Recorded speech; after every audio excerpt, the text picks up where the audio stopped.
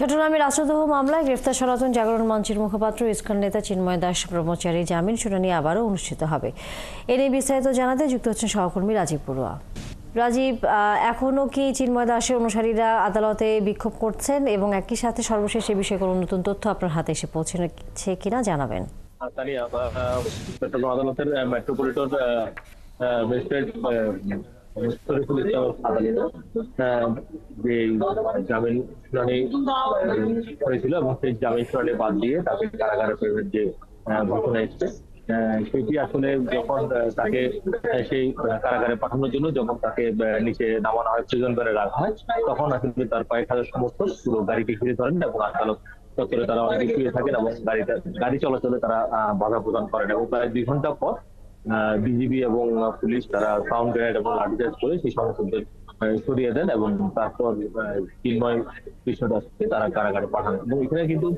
প্রথম যে শুনানিটা হয়েছিল সেটি সকাল দুপুর 12টায়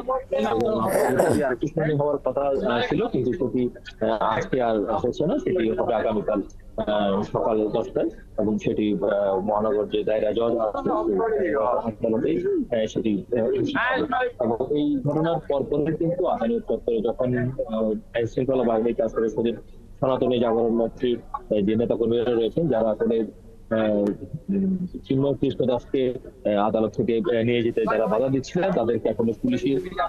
সাউন্ড গ্রেনেড এবং লাঠিচার্জ করে দেওয়ার পর তারা কিন্তু যখন সরে যান এবং যাওয়ার পথে তারা আসলে ওখানে আদালত চত্বরে বিভিন্ন যে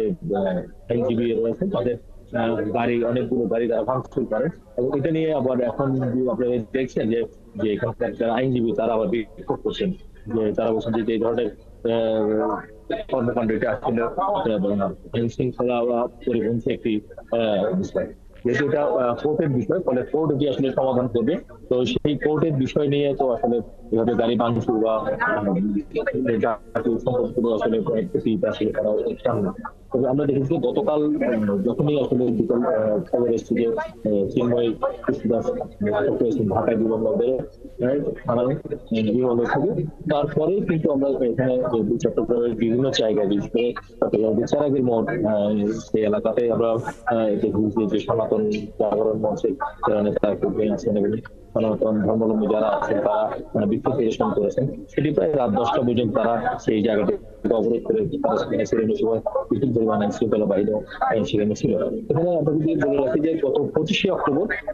সনাতন জাগরণ মঞ্চের উদ্যোগে চট্টগ্রামের লালদিঘিতে একটি বিশাল সমাবেশ হয়। তাদের যে 8 দফা দাবি, সেই 8 দফা দাবি আদায়ে তারা এই সমাবেশটি করে। এই সমাবেশের দিন চট্টগ্রামের যে নিউ মার্কেটের স্বাধীনতা স্তম্ভে জাতীয় পতাকার পাশে তারা একটি গেরুয়া কালারের একটি পতাকা তারা এখানে লাগান। সেই গেরুয়া পতাকা লাগানোর কারণেই কিন্তু সেই অক্টোবরের 31 তারিখে একটি মামলা হয় 19 জনের নামে, সেখানে চিন্ময় কৃষ্ণ দাসকে প্রধান আসামি করে এবং ওই ঘটনার পরে দুজনকে আটক করা হয়েছিল। এবং এই আজকে যখন চিন্ময় কৃষ্ণ দাসকে যখন আদালতে তোলা হয়, সেখানে তার আইনজীবীরা যেটি বলেছেন যে কেউ যে চাইলে আসলে রাষ্ট্রদ্রোহ মামলা আসলে করতে পারেন এবং এই মামলাটি করেছেন বিএনপির একজন নেতা মোহাম্মদ সিরাজ এবং সেই সিরাজকে বিএনপির পক্ষ থেকে পরদিনেই তাকে থেকে বহিষ্কার করা হয়। এবং এখানে যারা আইনজীবী তারাই বলছেন যে আসলে রাষ্ট্রদ্রোহ মামলা করতে গেলে প্রথম জেলা প্রশাসকের মাধ্যমে সেটি স্বরাষ্ট্র মন্ত্রণালয়ের কাছে আর্জি পেশ করতে হয় এবং এর জন্য স্যাংশন জারি করতে হয়। তো কোনো কিছুই না করে আসলে ওই যে চিন্ময় দাসের বিরুদ্ধে যে রাষ্ট্রদ্রোহ মামলা করলে এটা তারা বলছে যে এটা একটি ষড়যন্ত্রমূলক মামলা এবং এখানে যে সাম্প্রদায়িক যে সম্প্রীতি সেটি আসলে বিনষ্ট করতে আসলে কৃষকী মহল আসলে উঠে পড়ে লেগেছে এবং সেই জন্য আসলে মূলত এই মামলাটি করেছে বলে আইনজীবীরা আসলে বলছেন। এবং এই কারণে তারা চান যে আসলে তার জামিন মঞ্জুর করতে চেয়েছিলেন, কিন্তু আজকে যেহেতু শরীফুল ইসলামের যে আদালত সেখানে আসলে জামিন মঞ্জুর হয়নি এবং আগামীকালকে আবার সেই শুনানি দিন ধার্য করা হয়েছে, যেটি মহানগর দায়রা জজ আদালতে অনুষ্ঠিত হবে। সর্বশেষ এই বিষয়ে নতুন কোনো খবর আপনার হাতে এসে পৌঁছলে দর্শক সহকর্মী রাজীব বড়ুয়া ছিলেন এতক্ষণ চট্টগ্রাম থেকে।